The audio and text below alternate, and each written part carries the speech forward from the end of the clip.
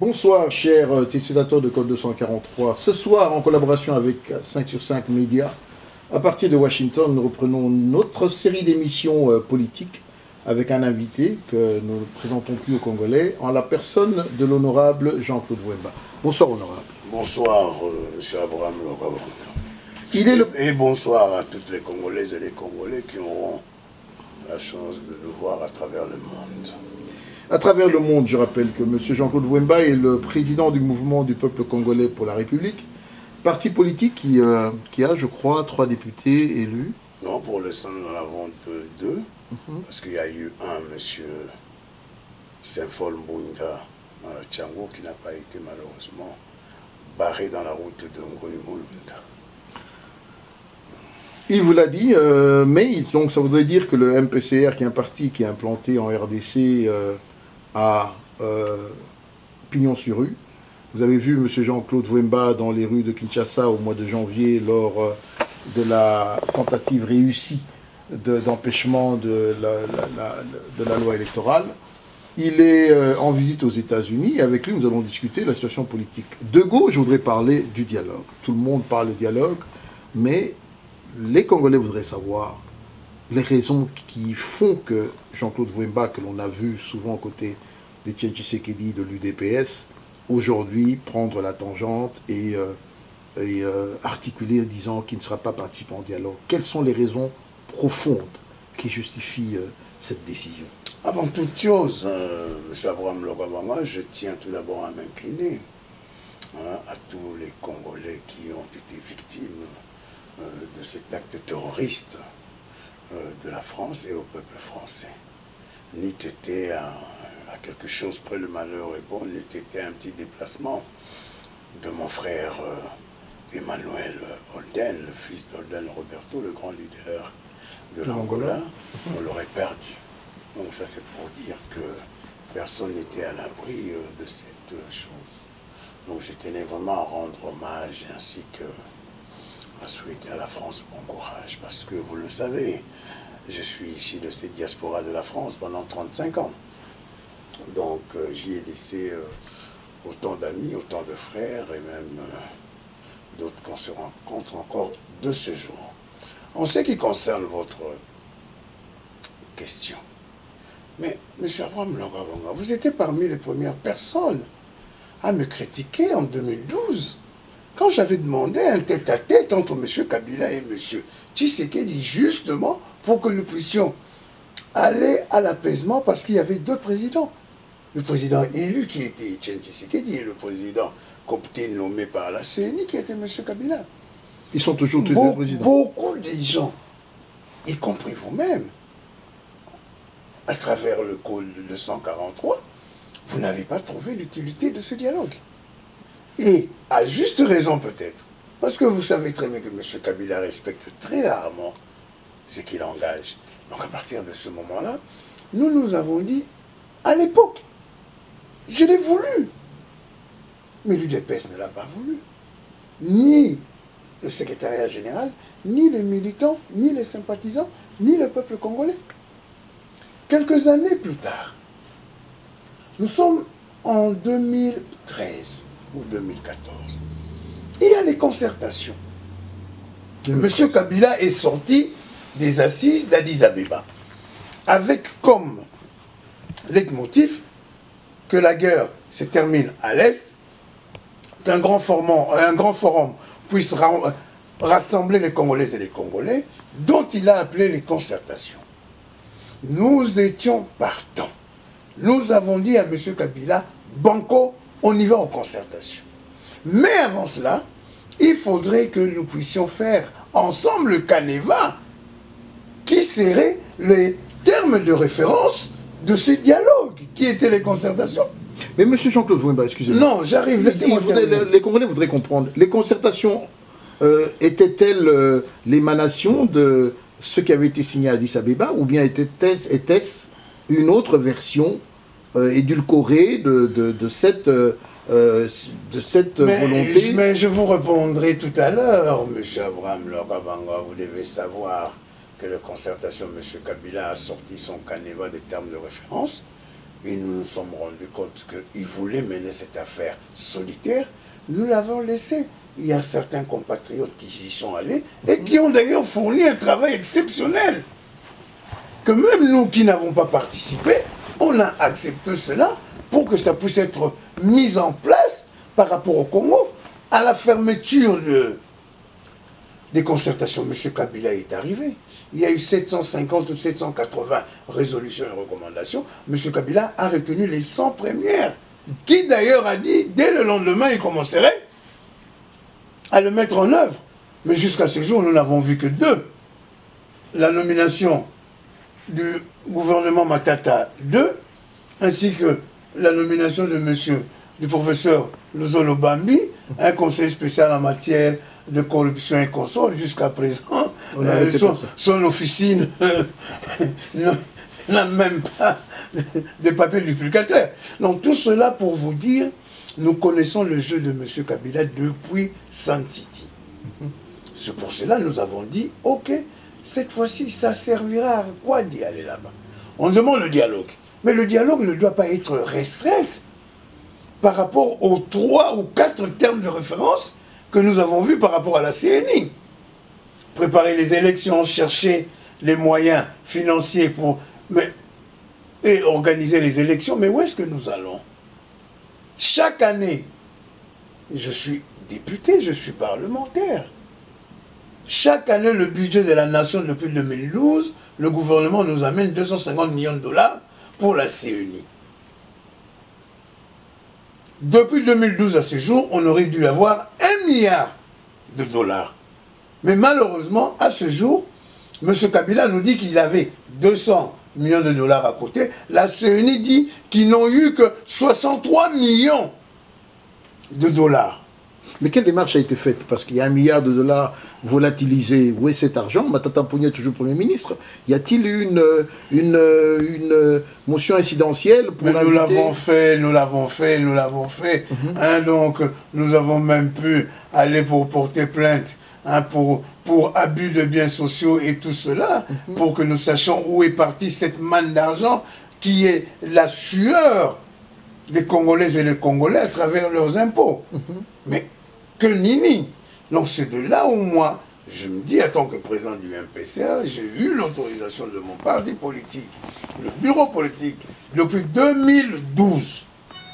La dernière réunion du bureau politique qu'a convoqué, que nous avons co-convoqué, moi et mon grand frère, le Christian Tati Tangumbi Nimi, que nous avons décidé que le MPCR ne participera plus à aucune conciliabule tant que M. Kabila serait là, parce que le respect des engagements ne serait pas respecté. Et voilà, c'est pour cela, nous disons, ceux qui veulent aller, ce sont des Congolaises et des Congolaises, il ne faudrait pas les empêcher d'y aller. Mais nous savons justement de quoi résultera cet dialogue. Parce que ce dialogue-là, maintenant, vous partez par rapport aux termes de référence qu'on nous a dit là. Mais nous sommes déjà en tripartite avec la CNI, la majorité, l'opposition, pour trouver toutes les voies et moyens par rapport à la CNI. Mais nous avons déjà commencé par le nouveau majeur. C'est l'opposition qui a exigé cela. Exact. Et le nouveau majeur, on les a jusqu'à inscrits à se faire enrôler s'ils veulent devenir candidats députés provinciaux. Donc, à partir de ce moment-là, la CNI a proposé un calendrier que M. Kabila a refusé. Mais à quoi servirait-il? Et je sais, c'est la question qui fuse. C'est vrai que vous aviez engagé ces discussions il y a quelques mois en arrière. On a vu une réunion, je crois que les réunions étaient prévues tous les lundis.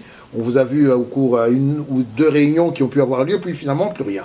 Puis on a vu la tentative du gouvernement par la démission de tout le bureau, l'abbé Malou Malou, son vice-président. Bref, il y a une recomposition aujourd'hui de la CENI. Et beaucoup de Congolais, étant donné que cette CENI n'est pas indépendante, tout le monde constate qu'elle est inféodée au pouvoir actuel, et les Congolais se demandent la question de savoir pourquoi ne pas directement parler avec le bras séculier qui tient cette CENI, qui est M. Kabila. La preuve en est, en ce qui concerne le Sénat, et pardon, la CENI. le rapporteur de la CENI, il est issu du groupe parlementaire UDPS et Alliés. C'est nous qui l'avons mis là-bas. 2 semaines après, il ne répondait plus. On peut même le qualifier qu'il est dans la majorité. Comment M. Kabila impose que tous les membres issus de G7 puissent démissionner de la CENI? Ça fait 1 année et demie que le groupe parlementaire UDPS et Alliés s'est déjà désengagé de M. Jean-Pierre Kalama. Jusqu'à ce jour, il y est là. Ils sont en train de chasser les gens à la CENI. Soi-disant une CENI qui doit être une institution d'appui à la démocratie. On force ces gens-là de démissionner. Et M. Kalaba est là. Dès lors que son groupe parlementaire qu'il a envoyé là-bas ne veut pas. Donc ça, c'est une affaire de M. Kabila qui veut vraiment que la CENI soit vouée à sa cause. Donc c'est pour cela que nous le disons. Très bien, s'il doit y avoir dialogue, les gens qui iront là-bas, ils représenteront le peuple congolais. Ce n'est pas mauvais. Jean-Claude Wemba n'a jamais été contre quelque chose qui doit être à la positivité de notre pays. Vous l'avez entendu, donc ceux qui auraient mal compris le discours de M. Jean-Claude Wemba, il vous l'a articulé, vous avez les raisons profondes de leur non-participation au dialogue, qui est une décision du bureau politique, et il souhaite bonne chance à tous ceux qui vont aller participer à ce dialogue, si et seulement si il va avoir lieu. Honorable, les premières élections devraient avoir lieu au mois d'octobre, le 15. On n'a rien vu. On nous dit qu'il n'y a pas 2 millions de dollars pour les organiser. Tout le monde parle de glissement. 2016 est à l'horizon, dites-nous. Et plus grave encore, vous êtes un des membres influents de la dynamique de l'opposition qui menace de faire les premières actions dans les rues au mois de février 2016. Je crois que c'est la dernière dépêche que nous avons reçue. Dites-nous, que peuvent les Congolais attendre d'un côté, ultimatum de l'autre, et surtout la grande question, c'est la troisième qui viendra, pourquoi ne pas arriver à fusionner cette opposition de manière à ce que nous puissions aller ensemble et avoir plus de chances de bloquer la machine et de ne pas tomber dans un glissement qui ne profiterait qu'à certains? Non, tout d'abord, pour parler du premier sujet que vous avez évoqué, vous devez savoir, dans d'autres cieux, l'État congolais est en faillite. Pourquoi? Nous avons vu le Premier ministre de la République et le Président de la République dire qu'il n'y a pas d'argent pour organiser les élections de gouverneurs et de vice-gouverneurs. Ce qui coûterait que 2 millions de dollars. Parce que c'est 50 000 dollars par élection dans chaque province, sur le 26. Le 26, oui. Donc dès lors qu'on vous amène déjà par rapport à cela, à quoi voulez-vous vous attendre à quelque chose? Et réellement, le Congo n'avait pas 2 millions de dollars. Soyons sérieux. Donc, c'est ce qui montre qu'ils ont la mauvaise volonté manifeste de rester au pouvoir. Ils ont voulu le faire. Il y a eu déjà, la CENI a envoyé le programme, tout le monde est allé, ils ont cotisé, tout le monde, et même par rapport aux élections provinciales, nous tous nous avons donné de l'argent parce que nous avons voulu que les nôtres qui sont partout au Congo puissent avoir leur propre destin en main. Mais jusqu'à ce jour, cet argent, nous ne savons même pas qu'est-ce que ça y est, où est-ce que ça se trouve. Secondo, quand un pays manque 2 millions de dollars, ce n'était pas manquer 2 millions de dollars. C'est parce qu'au Katanga, les éléments que les gens qui se sont déclarés candidats à ces 4 provinces étaient les gens qui réunissaient tous les députés provinciaux. Donc le pouvoir de M. Kabila n'avait qu'une seule chose, éviter cela. Parce qu'il aurait gagné où? Donc c'est pour cela que nous disons, nous nous méfions de M. Kabila, comme toujours. Bon, en ce qui concerne les élections, mais vous savez, bon, les élections viendront, mais nous ne voulons plus les élections que les gens qui ont été élus se retrouvent dans l'opposition. Donc c'est pour cela que nous disons, nous voulons ces élections, mais d'une façon démocratique. Et ne plus venir voler la voix du peuple congolais par rapport à quelqu'un d'autre. En ce qui concerne votre troisième réflexion, en disant que pourquoi l'opposition est en train de dire, effectivement, je suis le modérateur actuel de la dynamique de l'opposition et de la société civile, mais nous nous sommes rendus compte que M. Kabila n'a aucune volonté d'amener les gens dans la démocratie. M. Kabila, son bilan se termine le 20 décembre, point barre. Un nouveau président doit venir remplacer M. Kabila. Par les élections, à la date du 27 novembre. Mais comment allons-nous arriver là-dessus? C'est ça la grande question. Mais le problème arrivé, c'est la Constitution, que tout le monde respecte la Constitution, à travers M. Kabila. Mais pour l'heure, M. Kabila, vous le savez très bien, honorable. Non, on ne doit pas le savoir. C'est quelque chose que la Constitution nous impose. À partir de ce moment-là, M. Kabila, avec tous les tentatives de glissement, de refaire tout ce que vous voulez, échoue, mais qu'il sache aussi, le peuple congolais lui barrera la route pour un troisième mandat. Parce que le peuple congolais veut respecter la Constitution. En ce qui concerne l'opposition, vous savez, l'opposition a toujours été multiforme. Souvenez-vous, nous sommes au mois, je crois, de septembre ou octobre, à Fatima. On doit, 2011, on doit désigner un candidat commun pour l'opposition. Tant de tergiversations.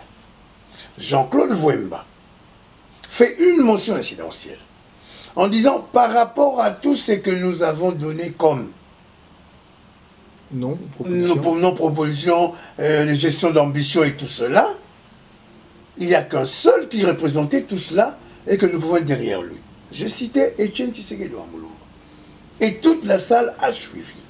C'est pour cela Etienne Tshisekedi Amulumba est devenu le candidat commun de l'opposition. Le lendemain matin, vous avez appris qu'il y a eu Sultani. Exact. Alors, aujourd'hui, quand l'opposition se rencontre, des fois je leur regarde entre les quatre yeux pour leur dire, parce que maintenant il n'y a rien.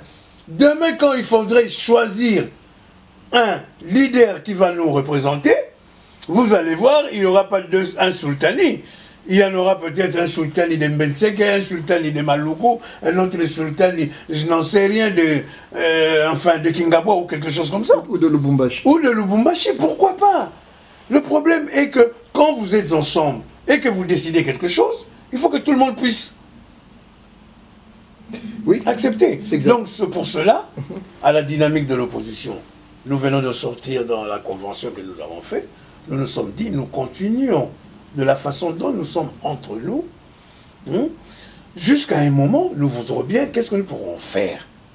Voilà la vérité de la dynamique de l'opposition et de la société civile. Je vous informe, je vous annonce que depuis Bruxelles, depuis Paris, les États-Unis, il y a la société civile. Je dis bien la société civile. Pas les sociétés civiles.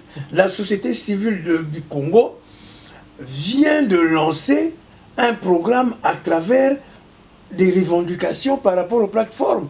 Des gens qui ne veulent pas qu'on booste la Constitution, la transition et tout cela contre la transition. Nous tous, nous y avons signé cela. Et je crois que demain à Kinshasa, beaucoup vont le signer parce que comme elle vient de la société civile, il faudrait que les politiques nous soient là pour le booster. C'est pour cela, vous avez vu, lors de notre convention, nous avons décidé de commencer les actions. Les actions peuvent commencer le 16 février, vous savez, la date mémorable des chrétiens en 92 est là. Mais ça peut commencer avant, ça peut commencer... Bon, vous savez, bon, les stratégies, on ne le dit pas à travers la presse. À travers la presse. Parlons référendum.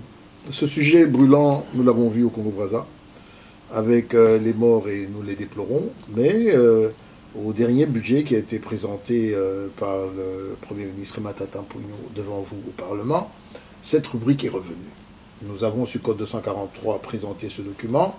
Un de vos collègues, Franck Diongo, pas le moindre, a même eu un échange avec un des responsables de la majorité présidentielle. Mais quelle est votre lecture lorsque, d'une manière claire, c'est pas dans l'opacité, la majorité présidentielle se permet de mettre dans la proposition budgétaire 2015 à côté de vos émoluments de sortie, également la possibilité, la probabilité d'organiser un référendum. Ne croyez-vous pas que M. Kabila est en train de nous amener d'une manière légale et constitutionnelle dans un glissement que nous risquons malheureusement de vivre sans l'avoir voulu? Vous savez, en ce qui concerne le référendum, la constitution congolaise l'a déjà prévu. Mais le référendum que cherche M. Kabila, c'est pour débouter l'article 220, ainsi que certains articles pour qu'il puisse se pérenniser au pouvoir. Exact. Vous savez, M. Abraham Kabanga, vous savez, il y a trop de jeunes actuellement dans notre pays qui ne connaissent pas le passé de notre pays. À une certaine époque, quand on était jeune, il y avait un jeu qu'on appelait Talambo tes camarades. Il y avait des cartes, il y avait généralement 3 cartes, et que, bon, l'amuseur, le filou qui était à côté pour vous extorquer l'argent, disait à Talambo tes camarades, vous avez 3 cartes, il vous montre la carte, voilà, c'est celle-là qu'il faut mettre, une minute, 10 secondes après, vous vous faisiez avoir. C'est le jeu de M. Kabila. Il vous appelle au dialogue par rapport au calendrier électoral, par rapport à la CENI. Mais entre-temps, la loi sur la modification du référendum est là. Ça va être étudié au Parlement. Comme ils sont majoritaires, ça serait voté, et puis le Congrès viendra pour parachever l'affaire, et que M. Kabila aurait le loisir de dire, bon, nous commençons un autre cycle, je suis là, je me maintiens. Vous n'aurez pas raison. C'est pour cela nous avons déjà dit, cette affaire ne peut pas passer. Le jour que ce référendum-là sera prévu à l'Assemblée nationale, nous demanderons au peuple congolais de venir exprimer leur refus par rapport à cela. Parce que si nous faisons confiance aux institutions qui sont les nôtres, qui sont bloquées par M. Kabila, comme l'a bien dit l'honorable Franck Diongo, nous risquons de se lever un matin, M. Kabila a tous les faveurs du référendum. Le référendum, comme ça passera à la CENI, comme la CENI, comme vous venez de dire, même l'Organisation internationale de la francophonie, à travers ses experts électoraux, vient de dénoncer qu'il y a des doublons, des triplons, des militaires, des policiers et consorts. Plus de 5 millions.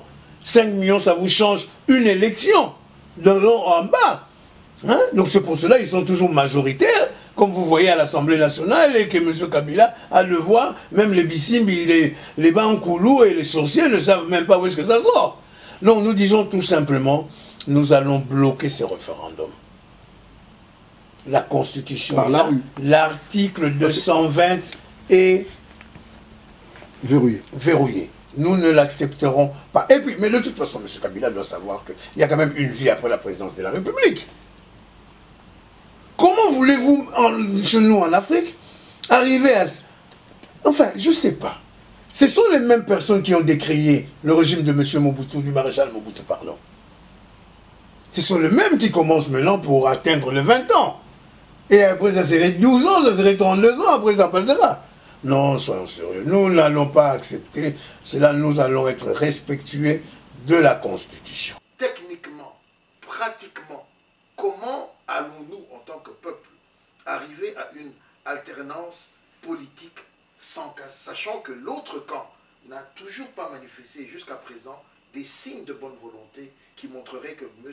Joseph Kabila, au 19 décembre 2016, sera appelé ex-président. Il pourra aller se promener dans tous les coins et recoins de ce monde, si et seulement si la loi, vous faites passer une loi pour le protéger, car il faut aussi reconnaître qu'il y a quelques dossiers qui peuvent lui demander de se présenter devant un juge, que ce soit au Congo ou ailleurs.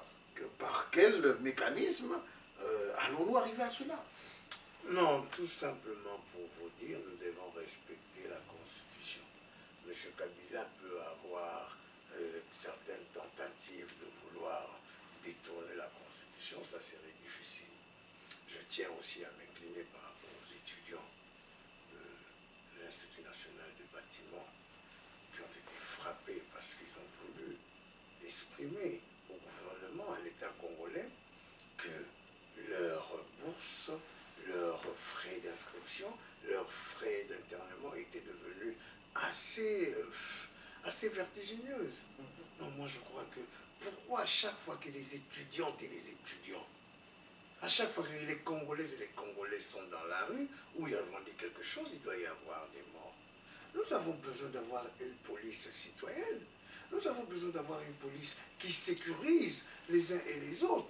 La police ne doit pas être une affaire politique, une affaire privatisée. Alors ça sert à quoi que cette police-là soit là? Je l'ai toujours dit, même pour ce qui se passe à Béni, à Butembo, que le vice-premier ministre, ministre de l'Intérieur, puisse déplacer son cabinet à Béni, que le ministre de la Défense déplace son cabinet à Butembo avec tous leurs services afférents. Mais vous allez voir, il n'y aura plus rien. Mais Joseph Kabila, nous n'allons plus endeuiller, nous n'allons plus subir ce deuil perpétuel.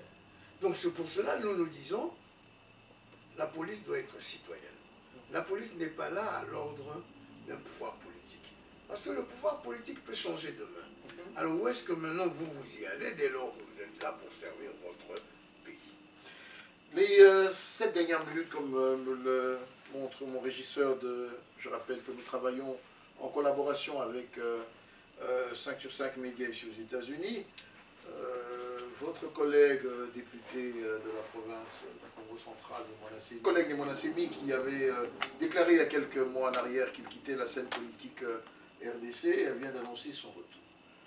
On vous a vu il y a quelques mois en arrière, lorsqu'il a lancé son idée de voir une transition de plus de 2 ans avant l'organisation des élections en RDC. On vous a vu battre campagne auprès de la même population. Quelle lecture faites-vous et ou quel commentaire faites-vous du retour de Némona Sémi?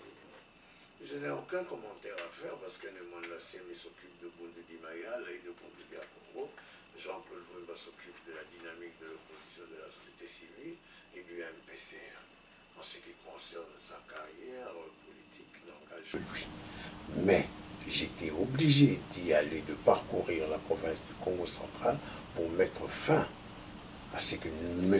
Némona Sémi voulait amener au Congo central, la haine, la xénophobie, le racisme, pour chasser tous les Balouba, tous les Bachwaïli, tous les Bangala. Et qu'est-ce que j'en sais, le lendemain, ça aurait dû être un moulin comme moi de Kassangoulou de ne plus aller chez les Bantando à Madimba, ou bien même aller chez les Manianga à Louosi. C'est pour cela que nous avons dénoncé cela. J'ai pris mon bâton de pèlerin pour aller dire que je ne l'accepterai pas. Parce que quand je l'ai sauvé à 2 reprises, quand M. Kabila voulait s'en prendre à lui, je l'avais fait parce que j'étais un Congolais que j'ai. Et d'ailleurs, parce que des fois quand j'entends Némona Sémi critiquer certaines personnalités de notre pays, je me pose la question. Des fois, les gens ne sont pas reconnaissants. Parce que grâce à ces personnalités, que lui, il a eu la vie sauve. Donc, je peux dire, bon, il peut faire ce que bon lui semble, mais l'essentiel est que la province du Congo central, qui a eu le premier président de la République, la BACO n'était pas un parti majoritaire. La BACO était le parti rassembleur. À partir du congrès de 1952 ou 1953, au jardin Gilet de Kisanto, nous sommes allés à la table ronde. Moutaka Savubu a été parmi les gens qui rassemblaient tout le monde. Rentrés au Congo, ils ont préféré mieux que la présidence de la République soit confiée à un Mukongo qui était Joseph Kasavubu. Est-ce qu'on était majoritaire? La BACO était un parti majoritaire? Non. C'est pour cela, à partir de cela, tout Mukongo, tout le Congo doit être fier de la République démocratique du Congo. Fier de la République démocratique du Congo. Ils ont démissionné en cascade, on les a appelés G7. Après eux, il y a eu Moïse Katumbi. Vous êtes coordonnateur aujourd'hui de la dynamique... Modérateur. Modérateur, excusez-moi. Modérateur de la dynamique. On a vu certains de vos collègues lors de la dernière grande... de la convention qui s'est tenue. Ils étaient invités à la fin. Allons-nous voir d'ici peu une réunion, une collusion entre le G7 et la dynamique? Mais ce que je ne comprends pas, c'est vous-même, M. Abraham Lokabonga, tout à l'heure, qui me posait la question pourquoi on ne fera pas un grand front de l'opposition pour aller de l'avant. Vous savez, moi, je retiens toujours une phrase du président Etienne Tshisekedi Wamulomba. Il y a quelqu'un qui venait de faire des défections quelque part, je me souviens. Il a tout simplement dit ceci. À chaque fois que quelqu'un quitte le bateau du pouvoir, c'est un plus pour le peuple congolais et l'opposition. Le G7 ont quitté parce qu'ils ont compris notre souci à nous, notre fermeté par rapport au respect de la Constitution. Comme ils ont compris que M. Kabila voulait commencer déjà à faire ses jabs, ils ont quitté cela. Et pourquoi on serait contre eux? Et pourquoi ils ne seront pas avec nous? Pourquoi on ne s'associerait pas dès lors que nous avons le même objectif qui est il ne faudrait pas toucher à la transition? Y compris pour le gouverneur Moïse Katumbi, d'ailleurs, qui aurait dit, souvenez-vous, le premier penalty, le peuple congolais a accepté, le second, le peuple congolais a accepté, le troisième, le peuple congolais ne l'acceptera pas. Ça, c'était une image pour dire 2006, oui, 2011, oui, mais 2016, non. Et il est parti de son parti PPRD. Il est même parti dire bonjour au président Etienne Tshisekedi Wamulomba il y a quelques jours à Bruxelles. Alors pour nous, nous estimons que toute personne qui viendra par rapport au mouvement que l'opposition veut aller de l'avant, de ne pas toucher et de respecter la Constitution, sera de nôtre. Le moment venu, on verra bien. Mais nous n'en sommes pas encore là. Vous savez, je ne vous apprends rien, on dit gouverner c'est prévoir. Nous sommes à quelques 360 jours avant la date fatidique qui devrait nous amener, oui, retenez, nous tournons cette émission aujourd'hui un 17 novembre. Nous sommes pratiquement à une année de cette fameuse élection qui devrait avoir lieu qui sanctionnerait le nouveau président de la République. Mais je vous dirais, monsieur honorable et modérateur de la dynamique, que le vœu, lorsque nous scrutons, lorsque nous sondons la population congolaise, le vœu de la majorité de nos compatriotes est celle de voir une opposition fédérée sur un premier objectif qui serait bloquer la machine du glissement, amener le pays vers des élections, et pas des élections présidentielles à un tour, mais au contraire des élections présidentielles à 2 tours, de manière à ce que le prochain président qui conduirait ce pays pour le prochain quinquennat ne soit pas élu avec 20% seulement.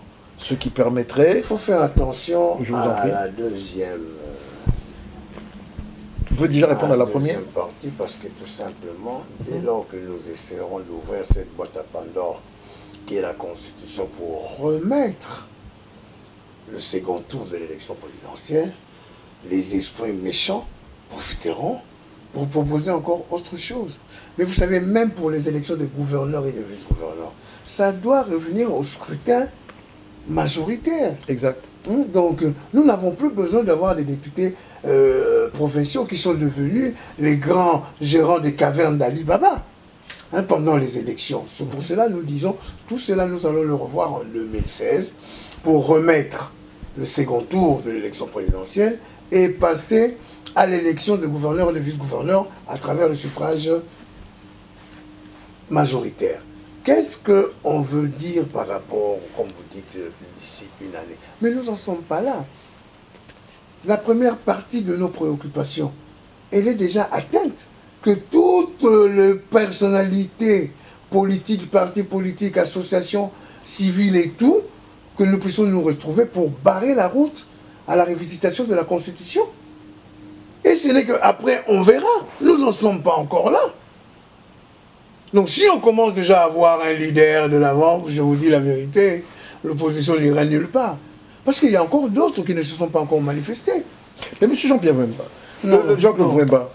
Jean-Pierre Mbemba était votre ami, mais moi c'est Jean-Claude Mbemba. Mais il était également de vôtre, malgré votre jeune frère. Oui. Merci. Nous le saluons et espérons que d'ici là... Non, d'ici là, il sera là, parce que le peuple congolais a besoin de Jean-Pierre Mbemba. Moi, dans Mboka, tenez bon, on a besoin de vous. On est ensemble. Donc, honorable, le souci que nous avons, c'est lequel? On vous a connu, vous l'avez dit, vous avez soutenu, c'est par vous que la candidature unique de M. Étienne Tshisekedi a été acceptée à Fatima. Alors vous vous retrouviez avec un large groupe de l'opposition. Ce même Étienne Tshisekedi a lancé un ultimatum disant que s'il n'y a pas de dialogue, au 30 novembre, c'est la rue. Concomitamment à son action et de son parti qui est des actions civiles à partir du mois de décembre, vous êtes de ceux qui avaient été au four et au moulin avec les grands événements de janvier. Les Congolais se disent que nous devrions gagner du temps. Et vous le savez très bien, de manière à ce qu'il y ait une coordination de ces actions de manière à être efficace. Les vôtres, celles de la dynamique, sont prévues au 16 février. Très bien. Celles de l'UDPS, à moins que le président Kabila ne fasse marche arrière et refuse de respecter les accords que lui-même a signés à Addis Abeba en 2013, s'il nomme pas un modérateur de la communauté internationale, l'UDPS se dit c'est la rue. Les Congolais vont se poser la question, mais pourquoi ne pas, parce que le même Tshisekedi a lancé un appel, tout comme vous l'avez lancé au niveau de la dynamique. Certains d'entre vous, on a vu Moïse Katumbi à Bruxelles, on a vu Moïse Katumbi en compagnie de Vital Kamerhe, qui est un de vos collègues au niveau de la dynamique également, et M. Kamerhe l'a dit clairement, nous travaillons avec Moïse, malgré que ce qui s'est dit à Bruxelles n'a pas encore été disclose, si je peux utiliser un terme anglophone. Pourquoi ne pouviez-vous pas militer, même si vous dites que ce n'est pas le temps, que l'on perçoive des signaux de bonne volonté, parce qu'on a ici l'impression que de l'autre côté, la majorité présidentielle, avec Joseph Kabila qui ne respecte pas sa parole et qui est un fin dribbleur, vous nous avez donné l'image des cartes, de notre côté, nous avons l'opposition, crédibilité, des personnes qui tiennent à leur parole, des personnes qui aiment le Congo un peu mieux que les autres. Qu'est-ce que vous voulez dire par là? Simplement en nous regardant en face, au lieu de paraphraser. L'unité de l'opposition. Mais l'unité de l'opposition est déjà là, la preuve en est, les G7 sont avec nous. Ils sont venus aux clôtures de la Convention. Invités. La preuve en est que le congrès du MCR, de l'ARC de Olivier Kamitatu, ont invité les membres de la dynamique. Ils étaient là, ils ont fait la fête ensemble, parce que M. Kabila voulait encore commencer, comme d'habitude, malheureusement, à créer de partis bis. Exact. Comme il a fait ça au MLCL, bon, maintenant il voulait le faire à ARC, je n'en sais rien, au MCL. Donc ils étaient là. Nous sommes déjà, y compris avec Moïse Katumbi, nous sommes déjà prêts pour que nous puissions nous battre par rapport à la Constitution. La chose qui vous intéresse, c'est qui demain peut représenter l'opposition au Congo. Non, là on fera des primaires. Là je vous dis, mais le primaire, nous annonçons que Code 243, nous ferons un choix de vous pousser dans les primaires de l'opposition. Le primaire. Il faudrait que l'on Monsieur Louakabanga, vous allez faire le primaire comment? Avec quels moyens vous allez parcourir tout le Congo pour que le peuple congolais vous désigne quoi que ce soit? Nous allons voir ce que nous allons voir. Nous allons commencer par élimination. Et s'il y a un ou deux qui y sont là, la classe politique congolaise de l'opposition va se réunir pour essayer de plébisciter un.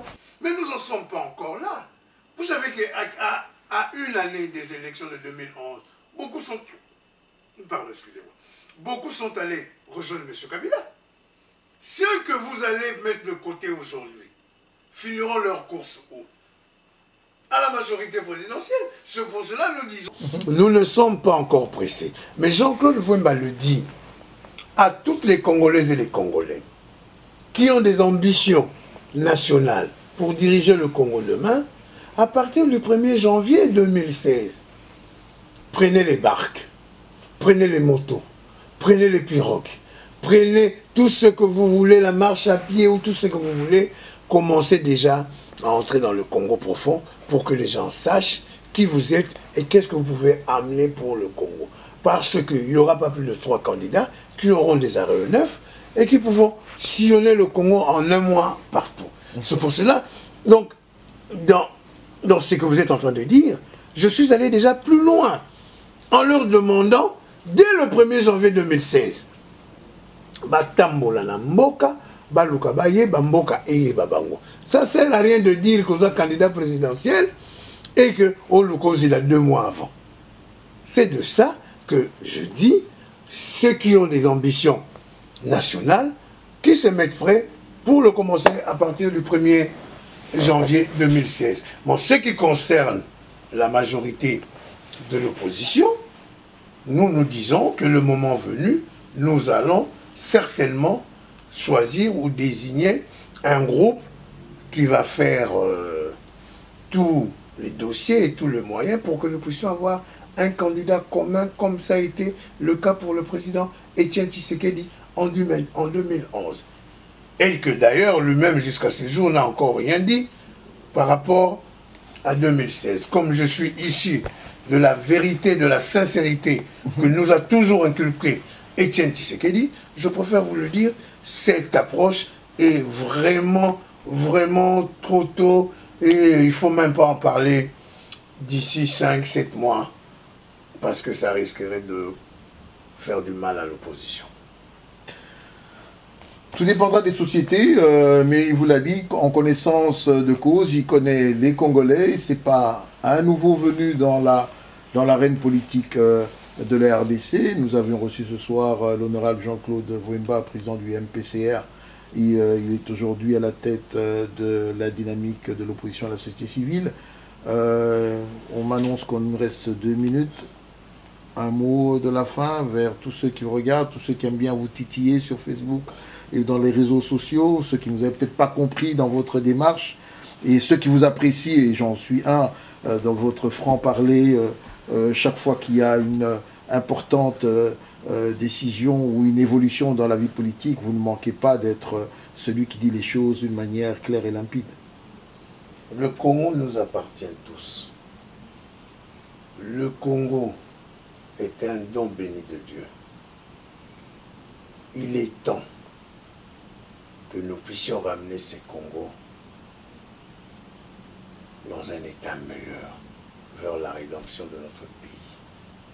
Partout où vous êtes, faites-en quelque chose pour que le Congo puisse se retrouver. En dehors de ça, vous savez, tout leader d'opinion a généralement souvent les critiques, jusque peut-être à sa mort. Jean-Claude Vwemba dit toujours ce qu'il pense. Jean-Claude Vwemba, c'est un homme de conviction. Jean-Claude Vwemba, s'il dit non, il le dit et il dit le pourquoi. Le reste, nous sommes Tatabo, Mamabo, Ekolobo, Ebalebo, Mokonzi, après le 27 novembre 2016. Voilà, après le 27 novembre 2016, chers téléspectateurs de Code 243, nous rappelons que ce soir, la régie technique est assurée par 5 sur 5 médias, ces professionnels qui sont basés avec nous ici à Washington DC, qui nous ont apporté leur concours pour la qualité de ces images et de ce son. Nous le remercions et par ailleurs, je voudrais remercier le directeur technique, M. Pascal Mafema, qui est derrière cette caméra. Merci, cher Pascal, pour ce travail. À vous qui vous nous rejoignez, ce Code 243. Oui, nous avons repris nos émissions audiovisuelles. C'était pour nous une occasion de recevoir aujourd'hui un des ténors de l'opposition, un des grands responsables du Né-Congo, un aîné également, l'honorable Jean-Claude Vwemba. Si vous avez des critiques, des suggestions, allez sur sa page Facebook, allez sur son compte du MPCR, il est joignable. Pourriez-vous... Twitter aussi. Sur son compte Twitter aussi. Y a-t-il un numéro que l'on puisse donner ou bien ils peuvent tout trouver sur leur website? Il y a tout sur www.mpcr.cd ou bien sur info@mpcr.cd ou c'est JC Vwemba, mpcr.cd sur Facebook et sur Twitter ainsi que les autres réseaux. Voilà, il vous l'a dit. Donc, encore une fois, merci pour votre attention et à très bientôt. C'est sur Code 243, nulle part ailleurs. Bonsoir.